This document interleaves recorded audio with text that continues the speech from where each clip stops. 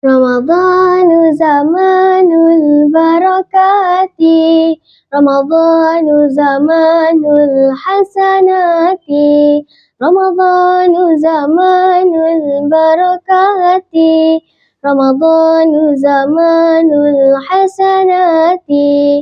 Assalamualaikum warahmatullahi wabarakatuh. Bismillah walhamdulillah.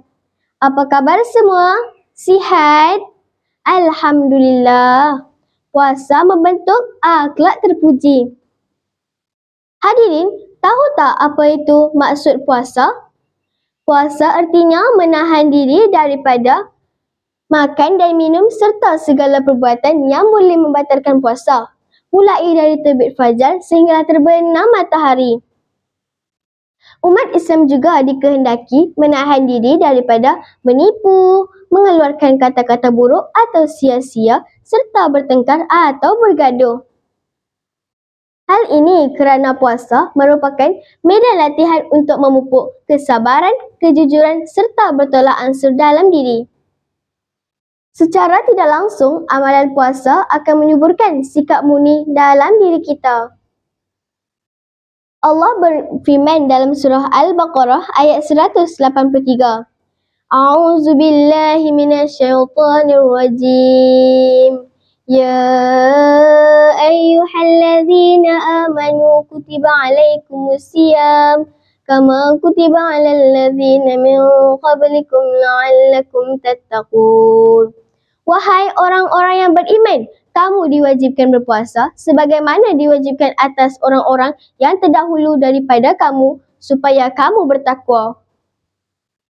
Peranan puasa dalam pembinaan akhlak adalah sejajar dengan matlamat utama umat Islam yang diwajibkan berpuasa, yakni bagi menghidupkan takwa. Daripada ayat di atas dapat difahami bahawa ibadah puasa adalah wasilah dalam menuju takwa, yakni merupakan salah satu cara yang mampu membina, mempertingkat serta memperkukuhkan sudut rohani dan akhlak bagi orang yang berpuasa.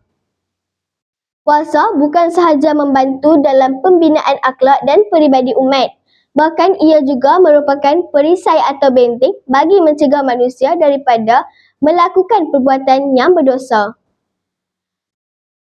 Hadirin, saya ada tips macam mana kita nak pastikan puasa kita terus bertenaga sepanjang hari.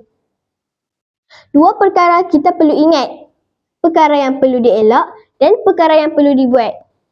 Yang pertama, elakkan aktiviti berat di siang hari. Yang kedua, makanan bergula dan berlemak tinggi. Yang ketiga, mengambil sahur yang berkhasiat. Yang keempat, minum air yang secukupnya. Yang kelima, dapatkan tidur yang cukup. Dan yang terakhir, berbuka dengan makanan yang seimbang.